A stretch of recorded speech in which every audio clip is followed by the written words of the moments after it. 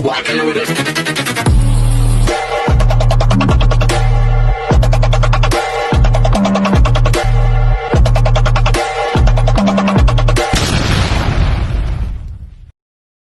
Hi everyone! Good evening! I'm back! This is your Mama Sam dito sa Sam Sam TV. Kamusta naman kayo mga amigo, amiga, kumare at kumpare? Sana lahat kayo ay okay na okay at safe ngayon. So syempre ko ako naman ang tatanungin ninyo, ay nako, pagod na pagod ang Lola Sam ninyo. Wala akong masyadong tulog kagabi kasi yung room nakakaloka. So yan.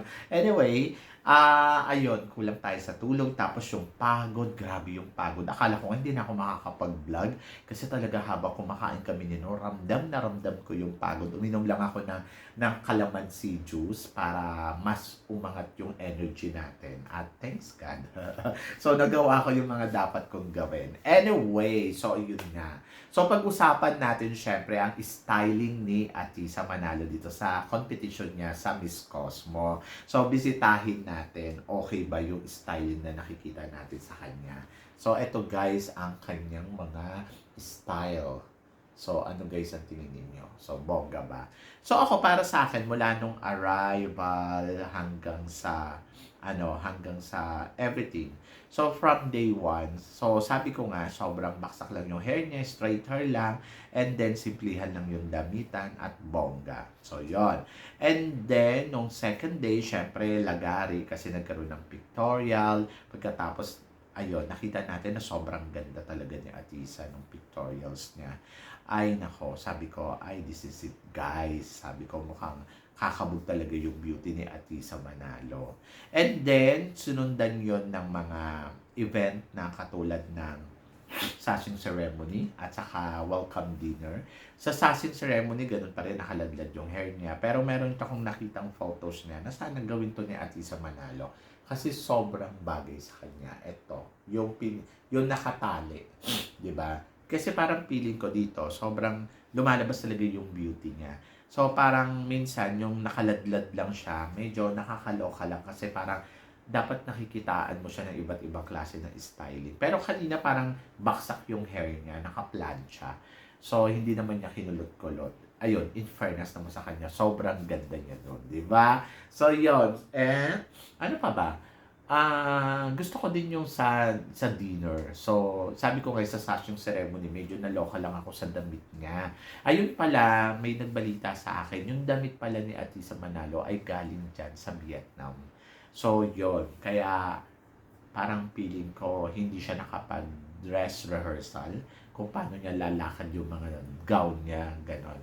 But, napansin ko kahit yung pictorials, yung puti, sobrang ang haba din sa kanya. Sobrang ang haba sa dulo. Parang nahihirapan na siyang maglakad. And then, ganun din yung sa sashing ceremony. Kaya sabi ko, ay nako, dapat kay Atisa, binibigyan niya ng time yung sarili niya. Halimbawa, kung bago siya matulog or bago siya na ilakad yung gown. Kasi, ayun nga, medyo parang feeling ko pagdating sa mga gown, mahihirapan siya kasi gawa nga ng taga-Cosmo. Pero yung sa welcome dinner, maganda. Kasi talagang doon, lumabas talaga yung eksena niya.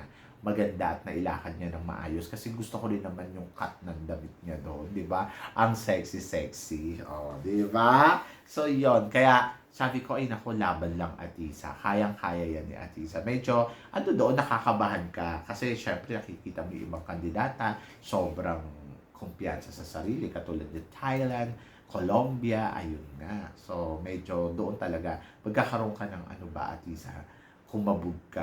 So, yun. Pero parang feeling ko, wala naman tayo dapat ikaw worry kasi, nagagawa naman niya yung lahat ng best niya. At wala pa naman sila doon sa experience talaga na kabugan talaga. Di ba? Na-postpone nga din yung fashion show nila na move ng sa 20 na daw eh.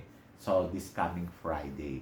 At least okay yon. At least mape-prepared pa nila yung mga candidates. Kasi nga, di ba nagkaroon nga ng bagyo doon. Tapos ayun, talagang grabe. Uy, alam nyo ba, natutuwa ako doon sa director ko kasi kahapon kumakain kami na mukhang uulan. Ang dilim-dilim talaga ng panahon. Sabi niya, hindi uulan yan. Dinasal daw niya na wag daw umulan sa area na pinuntahan namin at mag-move daw banda doon. Aba, hindi ka umulan. Nakakaloka. Hanggang sa nakarating kami dito sa Bangkok, hindi nga siya umuulan. Sabi ko, nakakaloka naman. But, ayun nga, masaya yung event. Charot. Anyway, balik tayo dito. So, kanina, nakita na natin, ayun, magkasama si Colombia at saka magkasama si Colombia at saka si Philippines. So, yon.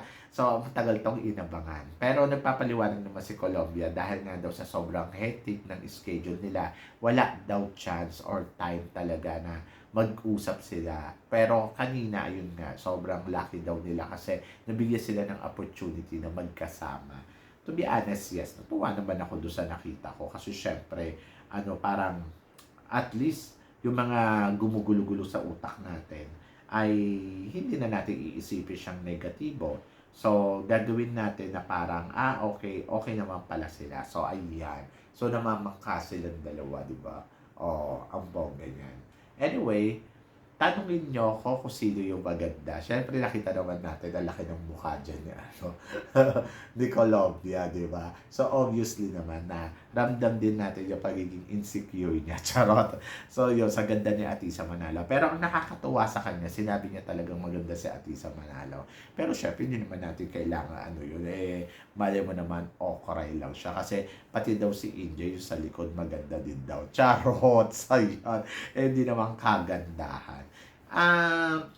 Maganda siya, si Colombia, maganda yung makeup, maganda yung Kaya lang syempre, yung beauty niya kasi parang medyo mature tignan.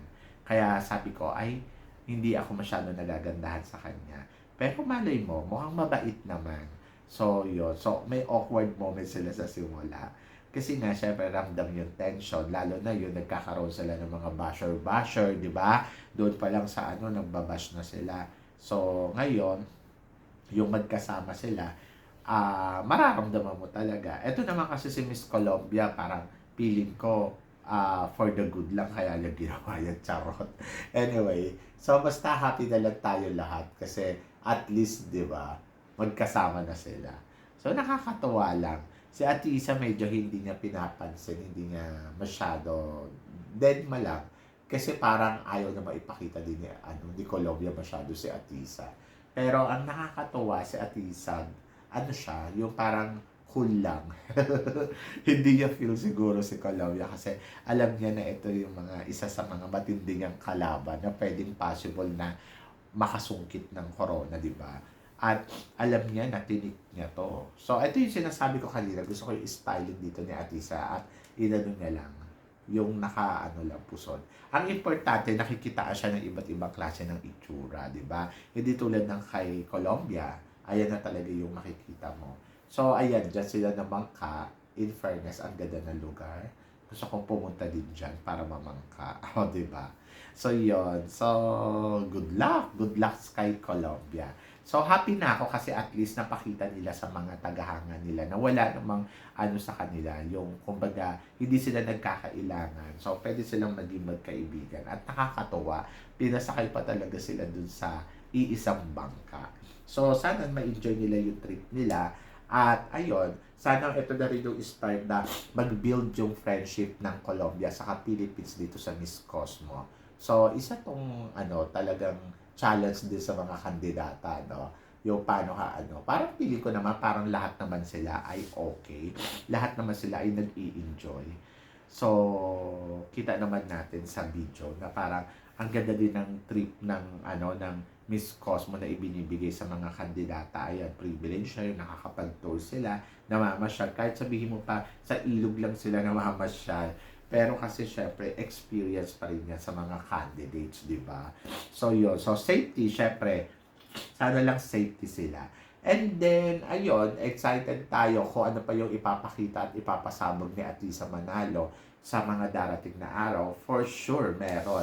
At ang importante ay nag enjoy sila sa mga ginagawa nila. So, wala pa naman kasi masyadong ganap sa Miss Cosmo. Siguro inaayos pa nila kung ano yung magiging eksena. At tingnan natin, kasi di ba sabi nila meron silang 4 na event na malalaki katulad ng fashion show, tapos meron pang isa, tapos meron pang isa. So, abangan na lang natin yon. And then, yung kanilang prelim, wala pa tayong balita, but hintayin lang natin, guys. So, bukas tingnan natin kung ano ang magiging ganap ng mga kandidata dito sa Miss Cosmo 2024. So, yan! Kayo guys, ano guys ang masasabi ninyo dito sa mga pinag-uusapan natin ngayon? Kayo ba, tingin ba ninyo yung styling ni Atisa Manalo ay swak na swak nga ba para sa kanyang laban dito sa Miss Cosmo? I-comment below mo yan. At saka guys, ano guys ang masasabi mo sa pagsasama ni Colombia at saka syempre ni Philippines sa iisang bangka. Charot. So, yun. So, nakakaloka. Anyway, so, kayo guys, ano guys ang masasabi ninyo? I-comment lang ninyo yan dyan sa baba. So, yun guys, syempre maraming salamat sa inyong lahat, sa suporta, pagmamahal na binibigay ninyo, at sa mga hindi pa po nakaka-subscribe dyan. Ano pang hinihintay ninyo? Subscribe na. So, guys, maraming salamat. Hanggang dito na lang. Hanggang sa muli nating tsikahan. See you tomorrow. Thank you, guys.